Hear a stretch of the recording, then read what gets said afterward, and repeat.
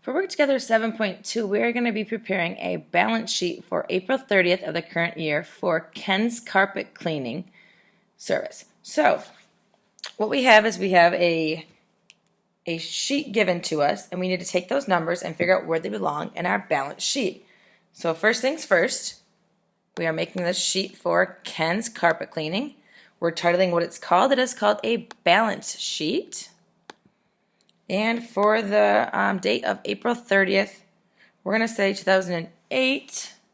Doesn't tell me a year, but that's the most recent one, so we're going to use that one. All right, assets belong on the left. As you can see down here, it tells me my total assets.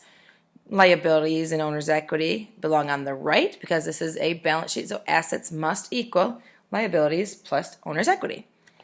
All right, so we're going to title this Assets. Now we're going to list out all of our asset accounts that are given to me on that sheet. I have a debit for cash, so cash, $9,500. My next asset account was given to me was petty cash for $100. I have accounts receivable Betsy Russell, and I had for her 1650. Oh, did everybody catch that mistake I made there? It's not payable, it's accounts receivable.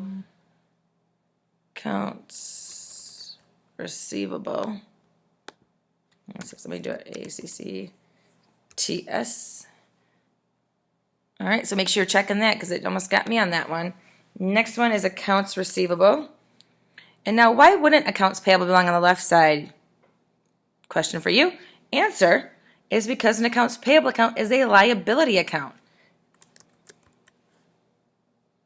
Okay, now we need accounts receivable. Charles Healy. His was for 1403. We have supplies listed. Our supplies on my sheet was 220. And my last one of prepaid insurance. Now, nothing special. I'm just taking these numbers from my worksheet and plugging them into my balance sheet.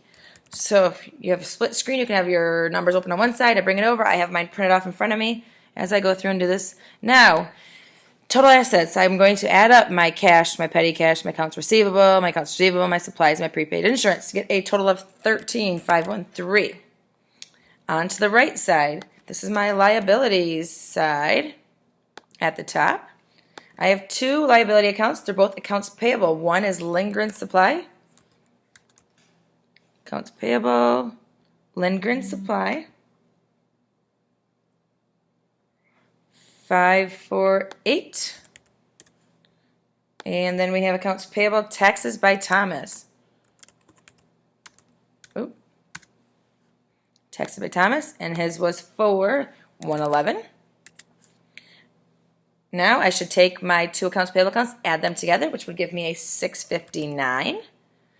Now I'm going to do my owner's equity account. And in this transaction, we're using Ken Cherniak Capital 12854.00.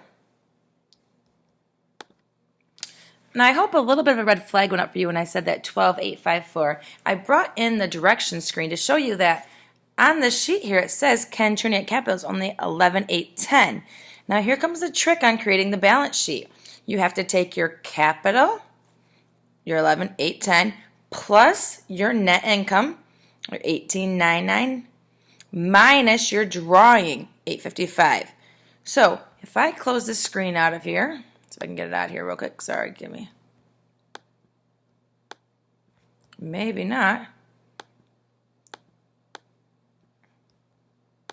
Okay, now that I finally have that screen out of there, you're going to take your capital number on there, which was 11810, plus 1899, which is your net income, and minus your drawing of 855. And that's how you got your 12854. Now, if you have any questions about that, make sure you check back to this video or ask me during class, but that's the only trick on this lesson for you. All right, so now finishing up, we need to take our liabilities plus my capital to get my liabilities and owner's equity, which is 13,513. Okay, keep in mind, you don't need to add these two numbers again because you already have the total here, so you've already added them in. All right, so now that is how you create a balance sheet from a worksheet. Take your time. Keep in mind that little trick there under the capital owner's equity account. Capital plus net income minus drawing to get the number that fills in this little piece of the puzzle right here. All right, guys, go give it a whirl at 7.2 on your own.